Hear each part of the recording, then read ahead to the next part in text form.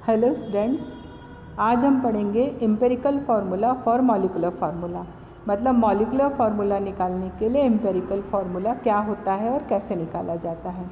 हम यहाँ पर सीखेंगे एम्पिरिकल फार्मूला निकालना और फिर उसकी हेल्प से हम सीखेंगे मॉलिक्यूलर फार्मूला निकालना। तो सबसे पहले हम इसकी डेफिनेशन देखते हैं कि एम्पिरिकल फार्मूला क्या होता है। एम्पिरिकल फार्मूला जो है वह किसी भी कंपाउंड के मॉलिक्यूल में जितने भी एटम प्रेजेंट हैं उनका होल नंबर रेशियो बताता है। मतलब किसी भी मॉलिक्यूल में जो भी एटम है वह किस रेशियो में मौजूद है यह बताता है। तो रेशियो बताने वाला जो फार्मूला है उसको एम्पिरिकल फार्मूला बोलते हैं। जबकि मॉलिक्यूलर फार्मूला किसी भी कंपाउंड के मॉलिक्यूल में एग्जैक्टली कितने कितने एटम हैं, अलग अलग एलिमेंट के कितने कितने एटम सही संख्या में मौजूद हैं वह हमको बताता है। और यदि हमको अलग अलग एलिमेंट का मास परसेंट मालूम हो तो हम उसका एम्पिरिकल फार्मूला निकाल सकते हैं। और यदि हमको मोलर मास पता हो, मॉलिक्यूल का मोलर मास पता हो और एम्पिरिकल फार्मूला हम निकाल लेते हैं तो मॉलिक्यूलर मास और एम्पिरिकल फार्मूला की हेल्प से हम उस कंपाउंड का मॉलिक्यूलर फार्मूला भी निकाल सकते हैं। तो ये दोनों निकालने के लिए हम आगे की पूरी प्रोसीजर अभी समझेंगे। तो मूलानुपाती सूत्र यानी कि एम्पिरिकल फार्मूला और आणविक सूत्र यानी कि मॉलिक्यूलर फार्मूला। तो मूलानुपाती सूत्र किसे कहते हैं? मूलानुपाती सूत्र जो है वह यौगिक में जितने भी परमाणु उपस्थित हैं उनके सरलतम पूर्ण संख्या अनुपात को हमें बताता है। लेकिन आणविक सूत्र क्या बताता है? आणविक सूत्र यौगिक के अणु में जो अलग अलग तत्वों के परमाणु कितनी संख्या में उपस्थित हैं उनकी सही संख्या को हमें बताता है। और यदि किसी यौगिक में उपस्थित सभी तत्वों का हमको द्रव्यमान प्रतिशत ज्ञात हो तो हम उसका मूलानुपाती सूत्र निकाल सकते हैं। और यदि मोलर द्रव्यमान भी ज्ञात हो तो हम मूलानुपाती सूत्र की सहायता से आणविक सूत्र निकाल सकते हैं। उसके लिए अलग अलग स्टेप्स हैं वो हम सीखेंगे। अब हम एक एग्जाम्पल देखते हैं। A compound contains 4.07% hydrogen. एक यौगिक में 4.07% हाइड्रोजन है, 24.27% कार्बन, इतना कार्बन है और 71.65% क्लोरीन है। इट्स मोलर मास इज़ 98.96 ग्राम। इसका मोलर मास 98.96 ग्राम है। तो इसका एम्पिरिकल एंड मॉलिक्यूलर फार्मूला क्या क्या होंगे? किसी यौगिक में 4.07% हाइड्रोजन, 24.27% कार्बन और 71.65% क्लोरीन है और इसका मोलर द्रव्यमान 98.96 ग्राम है। तो इसके मूलानुपाती सूत्र और आणविक सूत्र क्या होंगे ये हमको फाइंड आउट करना है। अब सबसे पहली स्टेप आती है conversion of mass percent two grams. Mass percent को ग्राम में बदलना। अब जो भी कंपाउंड है वो हमको यहाँ पर सब कुछ परसेंटेज में दिया हुआ है तो हम कंपाउंड को 100 ग्राम कंसीडर करके स्टार्टिंग मटेरियल रूप में कंसीडर करके सारे जो परसेंटेजेस हैं उनको ग्राम में बदल लेते हैं। तो हाइड्रोजन हो गया 4.07 ग्राम, ये हाइड्रोजन हुआ 4.07 ग्राम, कार्बन हुआ 24.27 ग्राम एंड 71.65 ग्राम उसमें हो गया क्लोरीन। चूँकि हमारे पास सभी मात्राएं जो हैं वो द्रव्यमान प्रतिशत में हैं तो हम यौगिक को 100 ग्राम मान लेते हैं। इसलिए 100 ग्राम यौगिक में 4.07 ग्राम हाइड्रोजन है, 24.27 ग्राम कार्बन है और 71.65 ग्राम क्लोरीन है। अब हमको हर एक का मोल निकालना है। हर एक तत्व को हम मोल में कन्वर्ट करते हैं। तो मोल में कन्वर्ट करने के लिए जो भी कुछ मास ग्राम में है उसको हम उस तत्व के एटॉमिक मास से डिवाइड करते हैं। देखिए, मोल ऑफ हाइड्रोजन निकालने के लिए 4.07 ग्राम को हमने 1.008 से डिवाइड किया तो आया 4.04 आया। मोल ऑफ कार्बन 24.27 ग्राम है, इसको हम कार्बन के एटॉमिक मास 12.01 ग्राम से डिवाइड करते हैं तो आया 2.021। मोल ऑफ क्लोरीन निकालने के लिए 71.65 ग्राम जो कि इसका मास है इसको हम डिवाइड करते हैं एटॉमिक मास 35.453 से तो आया 2.021 ग्राम आया। तो हमने मोल निकालने के लिए क्या किया? हाइड्रोजन के परमाणु द्रव्यमान को उसके एटॉमिक मास से डिवाइड किया, कार्बन के ग्राम की मात्रा को कार्बन के एटॉमिक मास से डिवाइड किया और क्लोरीन की मात्रा को उसके एटॉमिक मास से डिवाइड किया। तो हाइड्रोजन का आया 4.04, कार्बन का आया 2.021 और क्लोरीन के मोल की संख्या आ गई 2.021। अब नेक्स्ट स्टेप में हम क्या करते हैं कि हर एक जो मोल की वैल्यू आई है उसको हम सबसे छोटी वैल्यू से डिवाइड करते हैं। अब ये मोल की वैल्यू में सबसे छोटी वैल्यू कौन है? 2.021। तो हम 4.04 को 2.021 से डिवाइड करेंगे तो आएगा 2। 2.021 को भी 2.021 से डिवाइड करेंगे तो आएगा 1। और क्लोरीन का मोल 2.021 है, इसको भी 2.021 से डिवाइड करेंगे तो आएगा 1। तो देखिए हमारे पास क्या आया? 2 आया, हाइड्रोजन के लिए आंसर आया 2, कार्बन के लिए आया 1 और क्लोरीन के आया 1। तो रेशियो क्या आया? 2:1:1। ये हमारे पास अनुपात आया। सबसे छोटा मान 2.021 था। इससे तीनों को डिवाइड करने पर हाइड्रोजन के लिए 2 आया, कार्बन का 1 आया और क्लोरीन का भी 1 आया। तो अनुपात क्या आया? 2:1:1 आया। अगर एक संख्या पूर्ण नहीं होती हैं तो हम इन्हें किसी सुटेबल नंबर से मल्टीप्लाई कर करके पूर्ण संख्याओं में परिवर्तित कर लेते हैं। अब नेक्स्ट स्टेप है writing down the empirical formula by mentioning the numbers after writing the symbol of respective element. अगले में हम एम्पिरिकल फार्मूला लिखेंगे। कैसे? हम कार्बन का सिंबल लिखा C, हाइड्रोजन का लिखा H, क्लोरीन का लिखा Cl। अब कार्बन का अनुपात 1 आया था इसलिए हम केवल C लिखते हैं। हाइड्रोजन का 2 आया था इसलिए हाइड्रोजन के साथ 2 लिखा। क्लोरीन का 1 आया था इसलिए क्लोरीन के साथ केवल क्लोरीन लिखा, उसके साथ कुछ भी नहीं लिखा। तो ऊपर दिए गए यौगिक का मूलानुपाती सूत्र क्या आ गया? CH2Cl आ गया। अब हम मॉलिक्यूलर फार्मूला कैसे लिखते हैं वह देखते हैं। उसके लिए पहला स्टेप होता है कि हमें जो भी हमारा एम्पिरिकल फार्मूला आया है उसमें सभी के एटॉमिक मास रखें और उनको जोड़ें और एम्पिरिकल फार्मूले का मास निकालें। हमको क्या निकालना है? एम्पिरिकल फार्मूला मास, यानी एम्पिरिकल फार्मूला में जितने भी एटम हैं उनका मास रखें और उनको जोड़ लें तो आ जाएगा एम्पिरिकल फार्मूला मास। जैसे कि कार्बन का रखा 12.01, हाइड्रोजन चूँकि 2 एटम है इसलिए 2 × 1.008 किया, प्लस क्लोरीन का 35.453 और इन सबको जोड़ दिया हमने, ऐड कर दिया तो आया 49.48 ग्राम। अब divide molar mass by empirical formula. अगला स्टेप क्या आया? जो भी मोलर मास आया, मोलर मास हमको शुरू में दिया हुआ है 98.96 आया है। एम्पिरिकल फार्मूला मास हमने कैलकुलेट किया है, वो आया था 49.48। तो 98.96 को 49.48 से डिवाइड किया तो आंसर आया 2। ये जो डिवीज़न आता है, ये जो आंसर आता है, इसको हम n से रिप्रेजेंट करते हैं। यहाँ पर n की वैल्यू आई है 2। ये जो n की वैल्यू आई है 2, इस 2 से हम एम्पिरिकल फार्मूला को मल्टीप्लाई करते हैं। एम्पिरिकल फार्मूला है CH2Cl।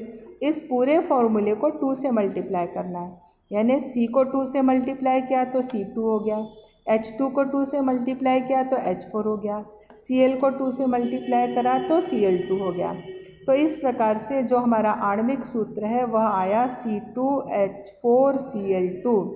एम्पिरिकल फार्मूला आया था CH2Cl, n की वैल्यू आई है 2, तो 2 से इस पूरे को मल्टीप्लाई करने से आया C2H4Cl2।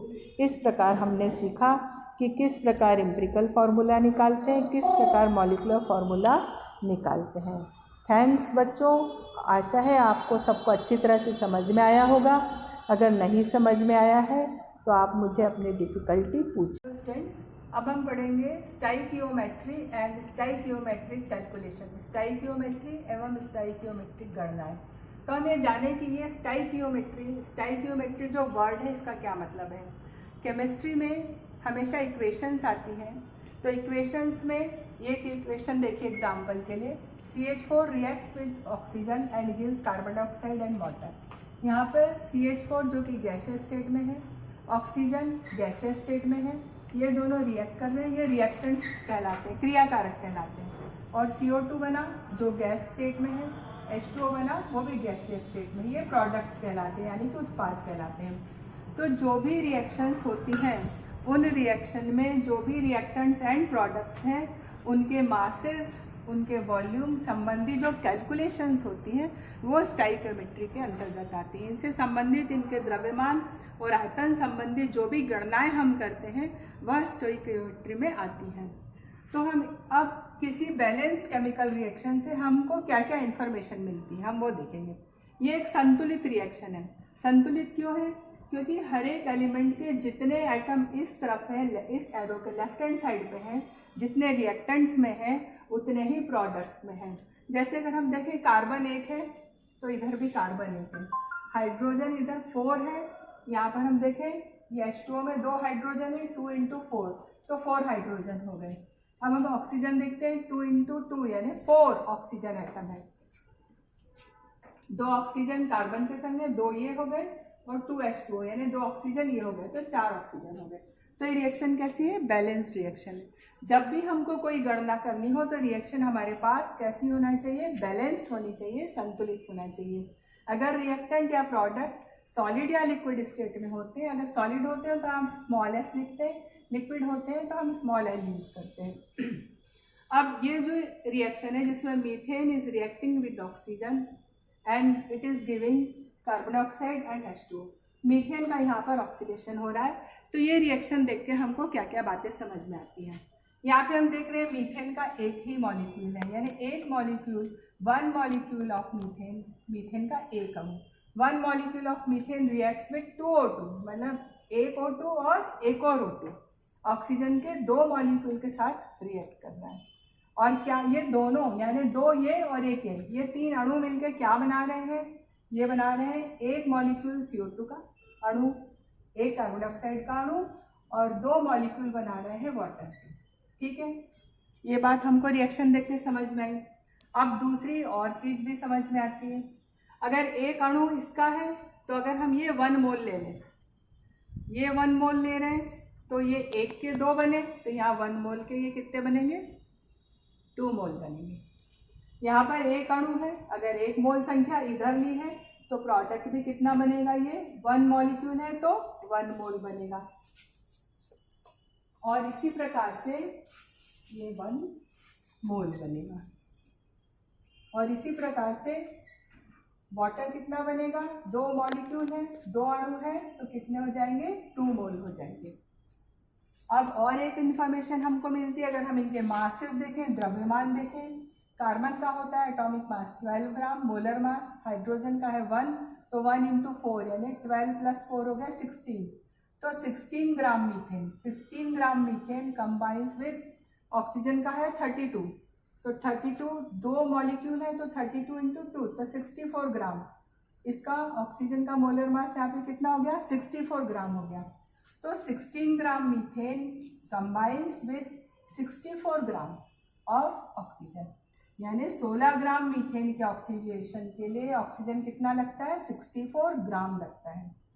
और ये दोनों कंबाइन करके क्या बनाते हैं? Carbon dioxide. कितना बनाते हैं? 12 इसका और 32 इसका, इन दोनों का ऐड किया तो आया 44। ये इसका मॉलिक्यूलर मास है, मोल का कितना हो गया? 44 ग्राम हो गया। तो 44 ग्राम कार्बन डाइऑक्साइड बनती है। और वाटर का मॉलिक्यूलर मास कितना है? 2 × 2 + 16 18, तो 2 मॉलिक्यूल है तो 18 ग्राम × 2 तो कितना हो गया? 36 ग्राम। तो ये कंबाइन करके बनाते हैं 36 ग्राम ऑफ वाटर। वाटर कितना बनता है? 36 ग्राम। एक बार फिर से देखते हैं, 16 gram methane combines with 64 gram of oxygen, 16 gram methane 64 gram oxygen के साथ कंबाइन करता है and it forms 44 grams of carbon dioxide and 36 gram of water. और बनता क्या है? 44 ग्राम कार्बन डाइऑक्साइड बनती है और 36 ग्राम क्या बनता है? वाटर बनता है। अब अगर एनटीपी पर जो भी कोई मॉलिक्यूल है उसका एक मोल है और अगर वो गैसियस स्टेट में है तो उसको रखने के लिए जो कंटेनर लगता है वो कितना होता है? 22.7 लीटर का होता है। तो 16 ग्राम जो मीथेन गैस है उसको रखने के लिए कितना बड़ा कंटेनर चाहिए? कितने लीटर का चाहिए? 22.7 लीटर का चाहिए। तो मतलब ये हुआ कि 16 ग्राम ऑफ मीथेन का वॉल्यूम कितना है? 22.7 लीटर हो गया। अब ऑक्सीजन कितना है? 2 मोल है तो 22.1 मोल होता है तो ये भी 22.7 होता है। अब 2 मोल है तो 22.7 का डबल यानी कितना हो गया 45.4 लीटर हो गया। ये 1 मोल है तो 1 मोल का वॉल्यूम 22.7 लीटर रहेगा। अब वाटर कितना है, ये भी 2 मोल है तो 1 लीटर का 22.7 और दूसरे का भी 22.7, दोनों का ऐड किया तो कितना आया 45.4 लीटर। तो इतनी सारी इंफॉर्मेशन हमको मिलती है किससे, बैलेंस केमिकल रिएक्शन से।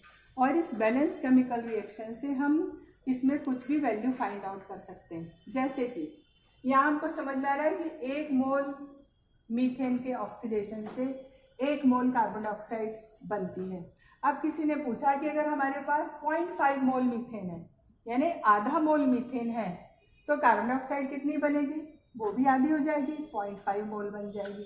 अब किसी ने ऐसे पूछा कि 16 ग्राम मीथेन के ऑक्सीडेशन से कितने ग्राम कार्बन डाइऑक्साइड मिली, 44 ग्राम मिली। तो इसको हम डबल कर देते हैं, 32 ग्राम मीथेन से कितनी मिलेगी, तो कार्बन डाइऑक्साइड भी डबल हो जाएगी, क्योंकि ये डबल हो गया तो ये प्रोडक्ट उसके साथ साथ डबल हो गया। ठीक है, समझ में आ रही है बात। अब अगर हम लीटर में चलें, किसी ने बोला भाई 45.4 लीटर वॉल्यूम है ऑक्सीजन का जो कि 22.7 लीटर ऑफ मीथेन के साथ कंबाइन करती है।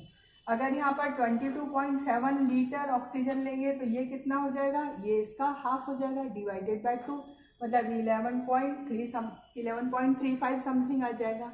तो इस प्रकार से हम कैलकुलेशन कर सकते हैं। तो हम मॉलिक्यूल में कैलकुलेशन कर सकते हैं, मोल की कैलकुलेशन कर सकते हैं, मास की मास में कर सकते हैं और लीटर की लीटर में कर सकते हैं और क्रॉस भी कर सकते हैं। जैसे 1 मोल अगर मीथेन है तो उसके ऑक्सीडेशन के लिए कितने ग्राम ऑक्सीजन चाहिए, तो 1 मोल के लिए चाहिए 64 ग्राम।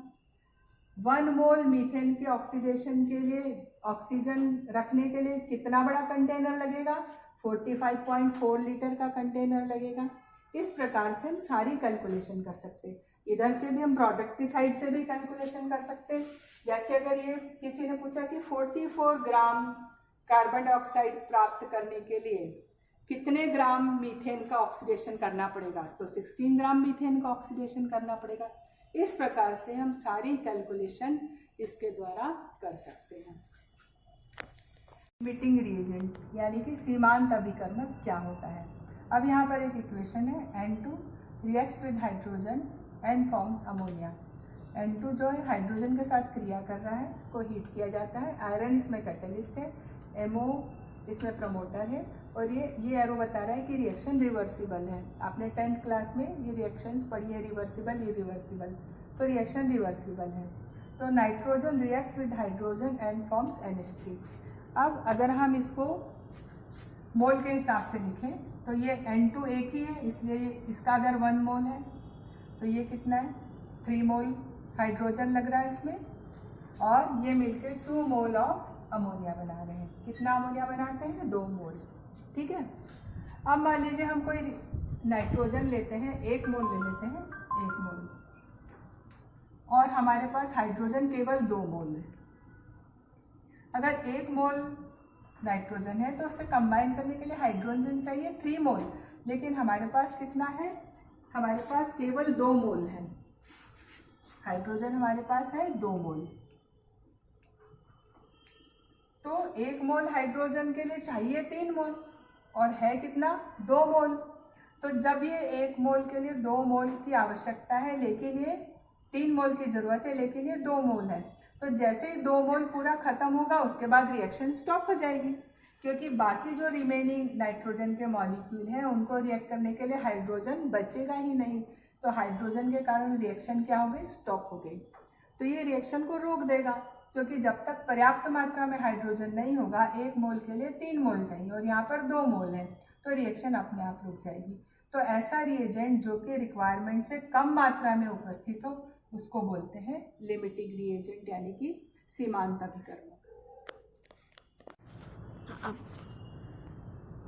हेलो स्टूडेंट्स, अब हम पढ़ेंगे बैलेंसिंग ऑफ केमिकल रिएक्शन, रासायनिक समीकरण का संतुलित करना। अब यहाँ पर एक रिएक्शन दी है, C3H8 propane reacts with oxygen O2 and gives CO2 and water. तो C3H8 की रिएक्शन हो रही है ऑक्सीजन के संग और बन रहा है कार्बन डाइऑक्साइड एंड वाटर। तो ये रिएक्शन बैलेंस्ड है कि अनबैलेंस्ड, हम चेक करते हैं। देखिए यहाँ पे कार्बन 3 है, इधर कार्बन 1 ही है, इसका मतलब कि रिएक्शन बैलेंस्ड नहीं है। तो रिएक्शन को बैलेंस करना, तो सबसे पहले हम कार्बन को बैलेंस करते हैं। कार्बन कितना है यहाँ पे 3 है, उस तरफ 1 ही है, तो हमको 3 इसके आगे लगा देना है। कभी भी 3 को यहाँ नहीं लगाएंगे, यहाँ लगाने से मॉलिक्यूल चेंज हो जाता है, कंपाउंड बदल जाता है। जब भी बैलेंसिंग करेंगे तो पूरे मॉलिक्यूल के सामने आपको लिखना है। तो मैं इसको आपको अगले स्टेप में लिख के बताती हूँ। तो C3H8 था हमारे पास प्लस O2, तो CO2 के आगे 3 लगा दिया तो CO2 हो गया प्लस H2 हो गया। अब अगली स्टेप में हम हाइड्रोजन को बैलेंस करेंगे। यहाँ पर कितना है 8 हाइड्रोजन है, इधर हम देखते हैं कितने हैं 2 है, तो 8 करने के लिए किससे मल्टीप्लाई करना पड़ेगा 4 से। तो नेक्स्ट स्टेप में हम इसको लिख देते हैं 4। तो अगली स्टेप में मैं आपको लिख के बताती हूँ। Plus O2 gives 3CO2 plus 4H2। अब कार्बन बैलेंस हो गया और हाइड्रोजन बैलेंस हो गया। अब कौन बचा ऑक्सीजन, इस तरफ 2 हैं, इधर के ऑक्सीजन गिने 3 2 जा 6 हो गए और 4 × 1 यानी कि 4, तो 6 और 4 कितने हो गए 10। ऑक्सीजन कितने हैं 2। तो अब आप बताएं कि कितने लगेंगे 10 करने के लिए 5 से मल्टीप्लाई कर दें तो ये हो जाएगा 10 हो जाएगा ये। तो अब ये पूरी इक्वेशन आपके पास तैयार हो गई। अब इसको हम चेक कर लेते हैं। C3H8 gives 5O2, C3H8 combines with 5O2 gives 3CO2 and 4H2O। Carbon 3 इधर है, इधर भी 3 है। हाइड्रोजन 8 है, इधर 4 2 जा 8 हो गए। ऑक्सीजन 5 2 जा 10 इधर है, तो 3 2 जा 6 और 4 इसमें मल्टीप्लाई किया तो 4 है, तो कितने हो गए 6 और 4 10, तो ऑक्सीजन भी हो गए। तो इस प्रकार से ये रिएक्शन बैलेंस हो गई। तो इस प्रकार से इसको हिट एंड ट्रायल मेथड कहते हैं। हम कर करके देखते जाते हैं और बैलेंस करते जाते हैं। तो ऑक्सीजन जनरली ऑक्सीजन का बैलेंसिंग सबसे लास्ट में करते हैं, पहले जो अदर एलिमेंट्स होते हैं उनको बैलेंस करते हैं और फाइनली फिर सभी को चेक कर लेते हैं। इस प्रकार से बैलेंसिंग करते हैं। अब एक दो एग्जाम्पल मैं आपको और बताती हूँ।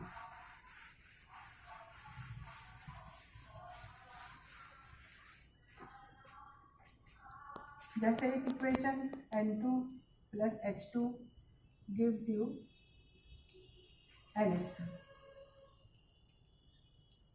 ठीक है। अब अगर हम N को बैलेंस करें तो N कितने हैं 2, तो हम इसके आगे 2 लगा देते हैं।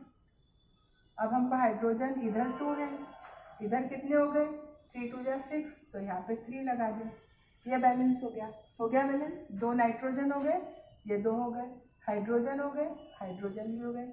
तो इस तरह से ये बैलेंस हो गई। एक एग्जांपल और देखते हैं। H2 + O2 gives H2O। अब इसको बैलेंस करना है। यहाँ पर हाइड्रोजन कितने हैं 2, उधर भी 2 हैं। ऑक्सीजन कितने हैं 2 हैं, इधर 1 है, तो यहाँ 2 लगा दिया, ये बैलेंस हो गई। क्या चेक करें, ऑक्सीजन बैलेंस करने के लिए 2 लगाया तो हाइड्रोजन कितने हो गए 4 हो गए, इधर तो 2 ही है, तो अभी हाइड्रोजन को भी बैलेंस करना पड़ेगा। तो ये कितना हो गया 2H2 + O2, तो 2H2O हो गया। एक आध रिएक्शन और देखें, P2O5, इसको हीट किया, PCl5 लेते हैं, PCl5